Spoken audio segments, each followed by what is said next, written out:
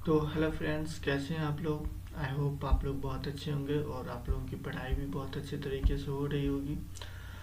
तो आज अभी आप लोग जानते ही हैं कि अभी एग्ज़ाम का सेशन चल रहा है, तो और वो भी जनरल कंपटीशन का एग्ज़ाम। तो that's a very difficult task. तो इसी कड़ी में हमने आप लोगों के लिए एक बहुत ही इम्पोर्टेंट टॉपिक लाया है, इम्पोर्टेंट आर्टिकल करके, जो हमारे पूरे कॉन्स्टिट्यूशन का जो जितने भी महत्वपूर्ण आर्टिकल हैं जो लगभग एग्जाम में आते रहते हैं, तो उन आर्टिकल को हमने एक साइड किया है और आप लोगों के सामने रखा है, ताकि अगर आप लोग मुख्यतः ये लेक्चर अगर आप लोग देख के जाते हैं तो पॉलिटी से अगर क्वेश्चन आते हैं तो ज़्यादातर उम्मीद है कि यहीं से क्वेश्चन आएंगे और आप लोग अच्छे से आंसर करके आएंगे। तो चलिए ज़्यादा टाइम वेस्ट नहीं करते हैं और हम लोग पढ़ाई कंप्लीट करते हैं। तो सबसे पहला है कि इम्पोर्टेंट आर्टिकल्स में सबसे पहला आर्टिकल्स क्या है कि भारत राज्यों का संघ है। अनुच्छेद 1 क्या कहता है। सबसे पहला आर्टिकल अनुच्छेद 1, भारत राज्यों का संघ है, अर्थात इसके राज्य कभी भी टूटकर अलग नहीं हो सकते हैं। तो भारत क्या है, राज्यों का संघ है। ये कहाँ पे लिखा हुआ है, तो ये हमारे संविधान के अनुच्छेद 1 में लिखा हुआ है। वही हमारा दूसरा सबसे ज़्यादा इम्पोर्टेंट आर्टिकल कौन सा है, तो अनुच्छेद 3 है। अनुच्छेद 3 क्या कहता है कि भारत सांसद जो है सो राष्ट्रपति को पूर्व सूचना दे करके वर्तमान में किसी भी राज्य का नाम तथा सीमा बदल सकता है।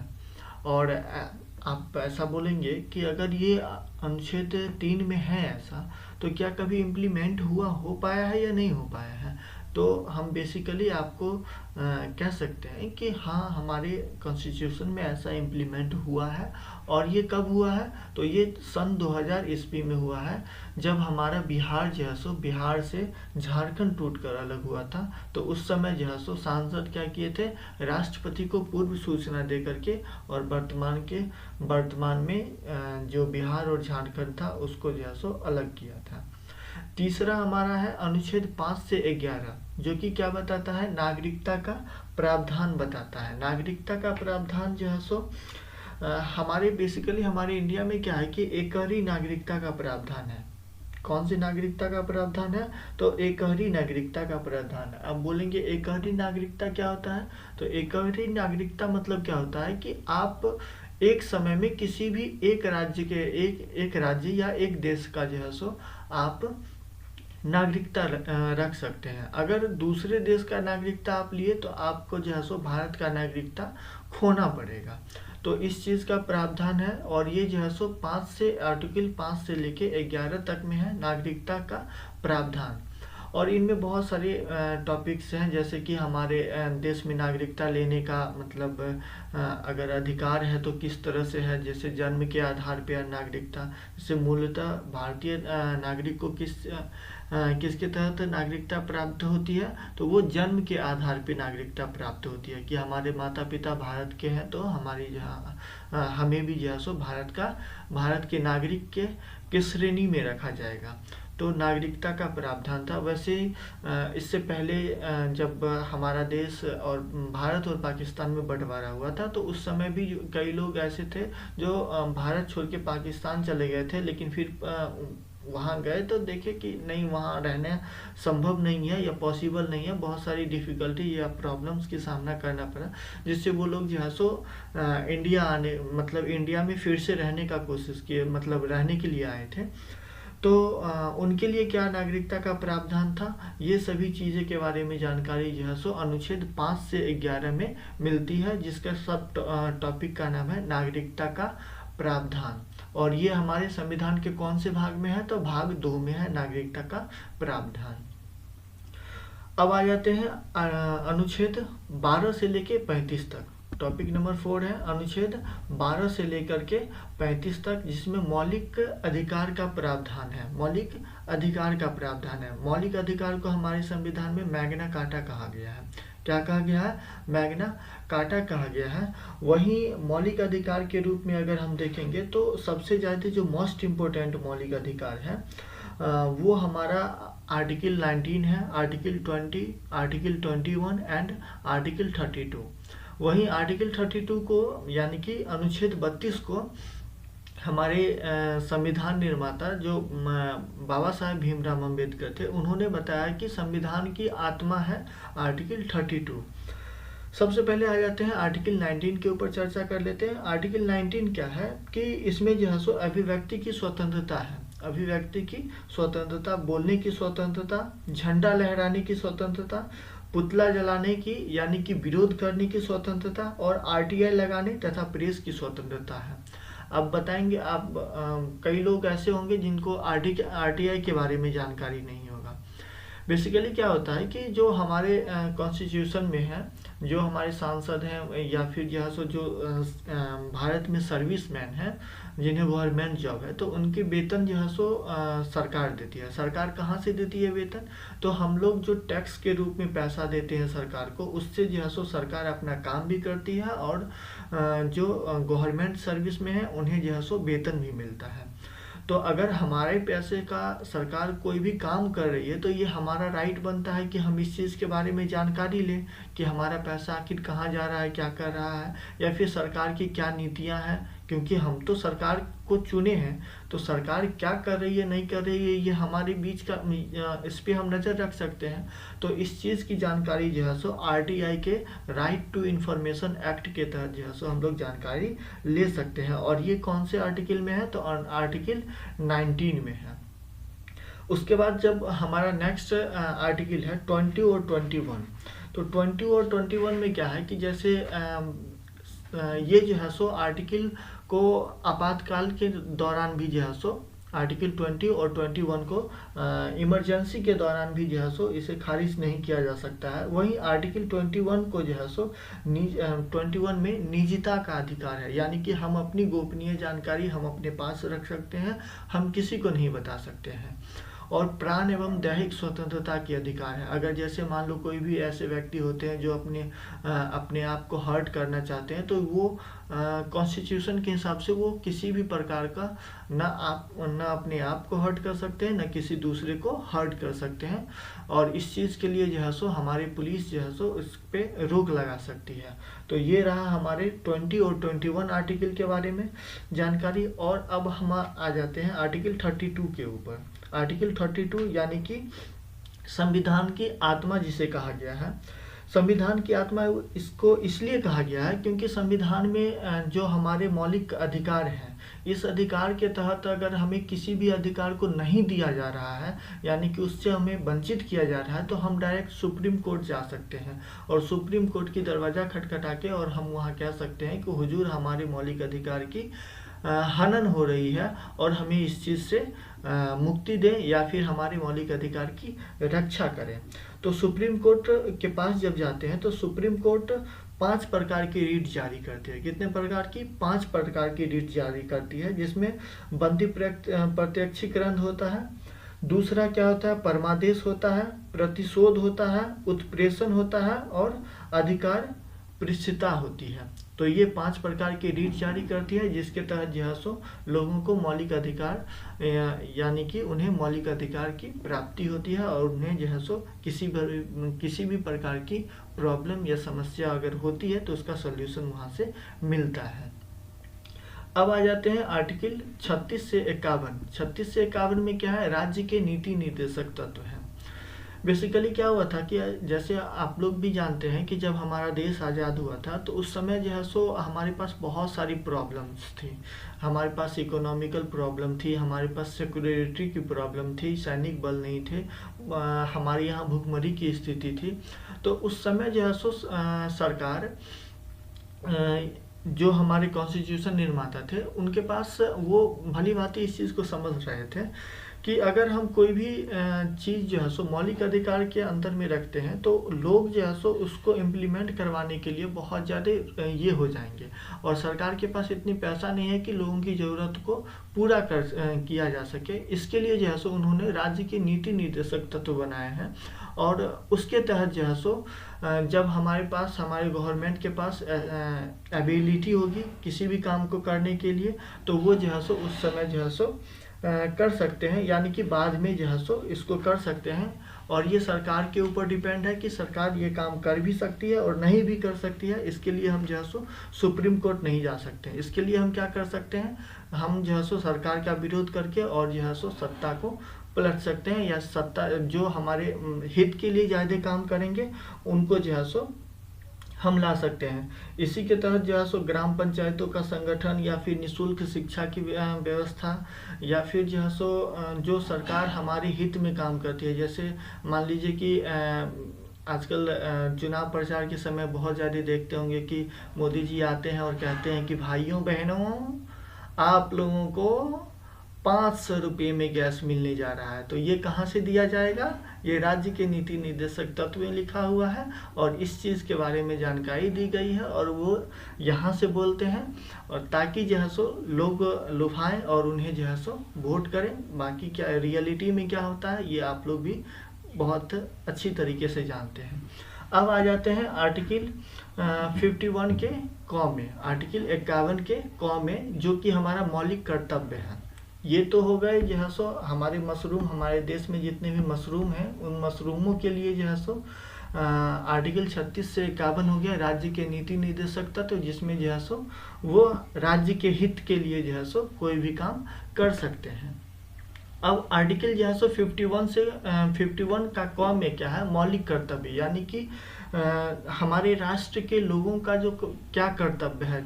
हमें भी तो अपने देश के लिए कर्तव्य होगा ना कि हाँ हमें अपने देश को इस तरह से रखना है, साफ सुथरा रखना है, या फिर जो भी वगैरह वगैरह होते हैं। तो उसके लिए जो है सो हमारे मौलिक कर्तव्य हैं जो जिसको पालन करना चाहिए हर किसी को।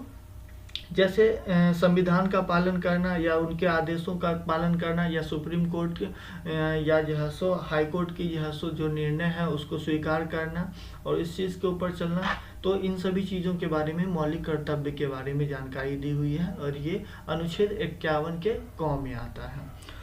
अब आ जाते हैं राष्ट्रपति और उपराष्ट्रपति का संगठन और कार्यक्षेत्र, यानी कि जो राष्ट्रपति हैं हमारे देश में और उपराष्ट्रपति हैं, इन दोनों के बीच में इन दोनों के बारे में जानकारी कि उनका पद होगा या फिर जो है सो उनका क्या कार्यकाल होगा, उनकी क्या शक्तियाँ होगी, राष्ट्रपति उपराष्ट्रपति का पद क्या होगा, या जो है सो उनकी क्या शक्तियाँ होगी। इन सभी चीज़ों के बारे में आर्टिकल 52 से लेके 72 तक दिया गया है। जैसे आर्टिकल 52 में देख लेते हैं कि आर्टिकल 52 में राष्ट्रपति का पद है। फिर 53 में जो है सो कार्यपालिका का प्रधान जो होता है वो राष्ट्रपति होता है। इन चीज़ों के बारे में जानकारी दी हुई है। आर्टिकल 54 में राष्ट्रपति का निर्वाचन है, उनके ऊपर महाभियोग लगाया जा सकता है। तो इन सभी चीज़ों के बारे में दिया गया है। और वहीं उपराष्ट्रपति जो है सो राज्यसभा का पदेन सभापति हो सकता है। तो ये जो है सो आर्टिकल 52 से लेके 73 तक है। अब आ जाते हैं 74 से 75, अनुच्छेद 74 से 75, यानी कि 74 से 75। 74 में क्या गया कि 74 में बोला गया है, एक मिनट, ओहो, तो आर्टिकल 74 में क्या है कि राष्ट्रपति के सलाह देने के बाद, राष्ट्रपति के सलाह देने के लिए एक जो है सो मंत्रिपरिषद होगा। किसको? राष्ट्रपति को सलाह देने के लिए एक मंत्रिपरिषद होना चाहिए और जिसका अध्यक्ष जो है सो पीएम होगा। कौन होगा? जिसका अध्यक्ष पीएम होगा, अर्थात मंत्रिपरिषद राष्ट्रपति के अधीन होगा। मंत्रिपरिषद क्या होगा? राष्ट्रपति के अधीन होगा। ये हमारे आर्टिकल 74 में दिया गया है। और आर्टिकल 75 में क्या है कि मंत्रियों के बारे में और जो है सो उनके मंत्रियों के बारे में अन्य उप व्यवस्था या फिर अर्थात मंत्री की नियुक्ति कौन करेगा? तो ये पीएम करेंगे। और मंत्री की नियुक्ति कौन करेंगे? तो राष्ट्रपति करेंगे। और किसकी सलाह पे करेंगे? तो पीएम की सलाह पे मंत्रियों की नियुक्ति करेंगे। ये हमारे आर्टिकल 75 में दिया गया है। वहीं आर्टिकल 79 में सांसद का गठन हो और अनुच्छेद 80 में राज्यसभा का गठन है। अनुच्छेद 80 में क्या है? राज्यसभा का गठन है। और अनुच्छेद 81 में लोकसभा का गठन है। लोकसभा का गठन है। लेकिन अनुच्छेद 80 में क्या है कि राष्ट्रपति जो है सो अपने मन से कुछ सदस्य को जो है सो नियुक्त कर सकते हैं, मनोनीत कर सकते हैं। ठीक है। वहीं अनुच्छेद 123 में है राष्ट्रपति को अध्यादेश जारी करने का अधिकार।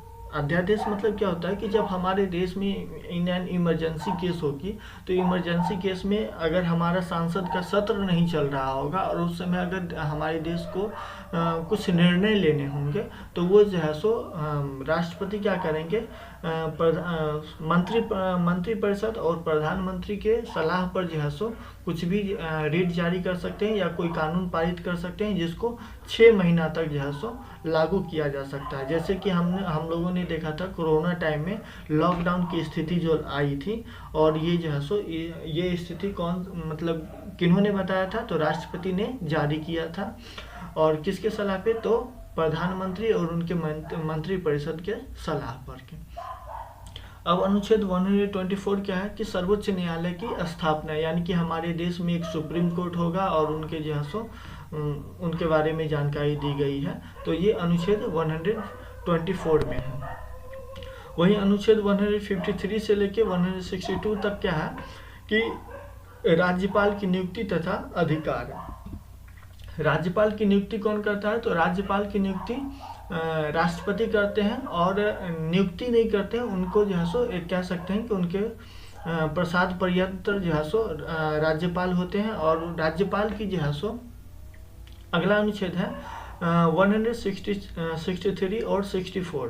जैसे कि हमने अभी देखा था, अभी जस्ट हमने देखा था कि अनुच्छेद 74 से 75 जिसमें मंत्रिपरिषद की व्यवस्था और उनके कर्तव्य के बारे में जानकारी दी गई थी, वहीं जो है सो सेम चीज़ अब जो है सो राज्य के लिए होगा। और ये जो है सो अनुच्छेद 163 और 64 में दिया गया है कि राज्य के मंत्रिपरिषद सह मुख्यमंत्री के बारे में, कि राज्य में एक मंत्रिपरिषद होगा। मंत्रिपरिषद किस लिए होगा, जो वो जो है सो मुख्यमंत्री को सलाह देंगे, और मुख्यमंत्री जो है सो राज्यपाल को सलाह देंगे, जो कि राज्य के हित के लिए कोई भी काम किया जाएगा।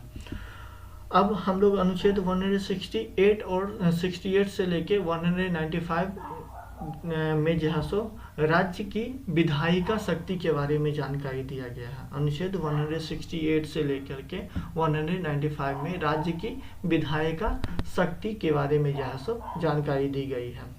वहीं जैसे कि 124 आर्टिकल बहुत ज़्यादा याद रखेंगे, बहुत अच्छे से याद रखेंगे, क्योंकि इससे डायरेक्ट एग्जाम में क्वेश्चंस आते हैं। तो 124 में जो है सो सुप्रीम कोर्ट था, तो वहीं 216 में उच्च न्यायालय है, उच्च न्यायालय का गठन है, यानी कि हाई कोर्ट का गठन के बारे में जानकारी दी गई है। अब आ जाते हैं अनुच्छेद 239 के क में, जो दिल्ली के संबंध में जो है सो है, जो दिल्ली एक यूनियन टेरिटरी है, तो उनके संबंध में कुछ जो है सो हमारे संविधान में लिखा गया है। तो वो जब हम लोग डिटेल में पढ़ेंगे तो फिर जानकारी लेंगे। अब जो है सो अनुच्छेद 243 में क्या है कि पंचायती राज, नगर पालिका का गठन और इनके अन्य उपबंध, यानी कि पंचायती राज्य के बारे में जो है सो गांव में एक पंचायत होता है, या जो शहर होते हैं तो उनमें एक नगर पालिका होती है। तो इसका प्रावधान कहाँ से आया है, तो आर्टिकल 243 से आया है। और ये संविधान के कहाँ पे लिखा हुआ है कि आर्टिकल 244 लाया जा सकता है, तो ये जो है सो राज्य के नीति निर्देशक तत्व में बताया गया है कि आप जो है सो एक पंचायत का गठन कर सकते हैं, जिसमें या फिर जो है सो जो अगर शहरी क्षेत्र है तो उन्हें उसमें जो है सो नगर पालिका का गठन कर सकते हैं। वहीं आर्टिकल 248 में है अवशिष्ट विधि संबंधी शक्तियाँ। अवशिष्ट विधि संबंधी शक्तियाँ क्या है, 248 में है। और अनुच्छेद 266 में भारत और राज्य के संचित निधियाँ क्या होती है, कुछ ऐसे पैसे होते हैं जो इमरजेंसी केस में यूज करने के लिए जो है सो रखा जाता है, तो उन्हें जो है सो संचित निधि कहते हैं। तो भारत और राज्यों की जो है सो संचित निधियाँ के बारे में जानकारी जो है सो आर्टिकल 266 में दिया गया है। अब आर्टिकल 267 में आकस्मिक निधियान यानी कि इमरजेंसी केस में इमरजेंसी केस के लिए जो पैसा रखा जाएगा या फिर जो यूज होगा इमरजेंसी केस में, तो उसको जो है सो अनुच्छेद 263 में रखा गया है। अनुच्छेद 280 में क्या है कि वित्त आयोग का गठन होगा, और अनुच्छेद 281 में क्या है कि वित्त आयोग की गठन की सिफारिश है, यानी कि 281 में जो है सो वित्त आयोग के गठन की सिफारिश के बारे में जानकारी है। अब आ जाते हैं अनुच्छेद 312 में अखिल भारतीय सेवाओं के बारे में जानकारी है, और आर्टिकल 315 में है संघ एवं राज्य लोक सेवा आयोग का गठन, यानी कि संघ यूनियन और राज्य जो है सो राज्य सेवा लोक सेवा आयोग का गठन के बारे में जो है सो आर्टिकल अनुच्छेद 315 में है।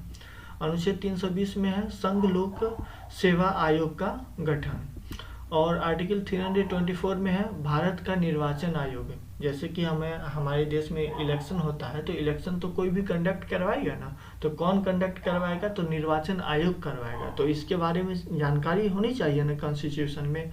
तो ये जो है सो आर्टिकल 324 में है भारत का एक निर्वाचन आयोग होगा जो है सो निर्वाचन करवाएगा। अनुच्छेद 330 में है लोकसभा के अनुसूचित जाति जनजाति के लिए जो है सो आरक्षण, जो कि आए दिनों आप लोग देखते रहते हैं कि बहुत ज़्यादा डिबेट चलते रहता है आरक्षण के ऊपर, ओबीसी एसटी एससी वगैरह वगैरह जो चलते रहते हैं। तो ये जो है सो अनुच्छेद 330 में दिया गया है। अनुच्छेद 331 में क्या है, लोकसभा में एंग्लो भारतीय समुदाय का प्रतिनिधित्व, यानी कि एंग्लो भारतीय समुदाय किसको कहते हैं, तो ऐसे लोग जिनके जो है सो माता पिता बेसिकली मूल रूप से इंग्लैंड से हैं, और लेकिन वो जो है सो भारत में आके बस गए हैं और भारत में ही मतलब उनका सारा चीज़ हो रहा है, तो उन्हें जो है सो एंग्लो इंडियन के रूप में जाना जाता है। तो लोकसभा में क्या है, एंग्लो इंडियन समुदाय का प्रतिनिधित्व के बारे में जो है सो जानकारी है कि 331 आर्टिकल 331 में है कि जो है सो ब्रिटेन के भी लोग जो है सो अगर भारत में आके भारत की नागरिकता लेकर के अगर राजनीतिक करना चाहते हैं तो वो कर सकते हैं। इसके बारे में जानकारी आर्टिकल 331 में है।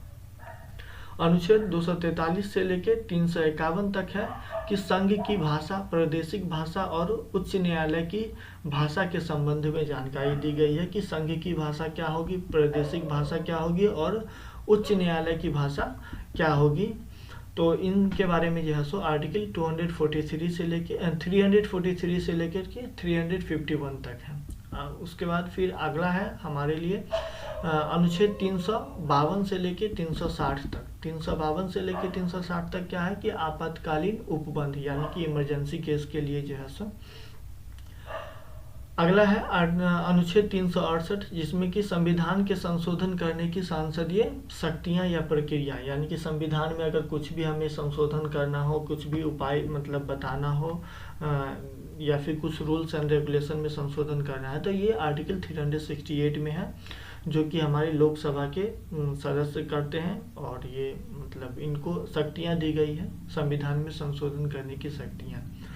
अब आ जाते हैं जिसके तहत आप लोगों ने देखा होगा कि अनुच्छेद 370 के ऊपर जो है सो कानून में कुछ संशोधन किए गए थे। तो ये किसके कौन से आर्टिकल ये राइट देता है, तो आर्टिकल 368 देता है कि आप जो है सो संविधान में संशोधन कर सकते हैं, बजाय आप जो है सो बेसिक स्ट्रक्चर को चेंज किए बगैर, यानी कि संविधान का जो मूल ढांचा है उसको आप चेंज नहीं कर सकते, बाकी आप सब चीज़ चेंज कर सकते हैं, और इस चीज़ की शक्ति जो है सो अनुच्छेद 368 में है।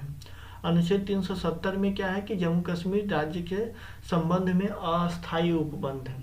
जम्मू कश्मीर जो हमारा राज्य है और उसके ऊपर जो है सो कुछ प्रॉब्लम्स हुए थे। जम्मू कश्मीर के बारे में अगर आप लोग बोलेंगे तो एक दिन 370 के बारे में एकदम डिटेल से जानकारी दे देंगे कि क्या क्या हुआ था और वो किस तरह से हमारे कंट्री में आए। तो इन सभी चीज़ों के बारे में जानकारी, इन डिटेल्स जानकारी आर्टिकल 370 में दिया गया है।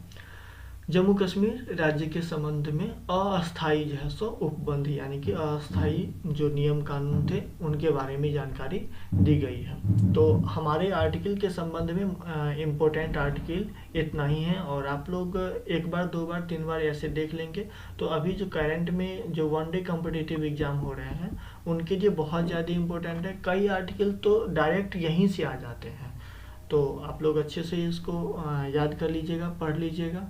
तो फिर मिलते हैं अगले क्लासेस में, तब तक के लिए जय हिंद।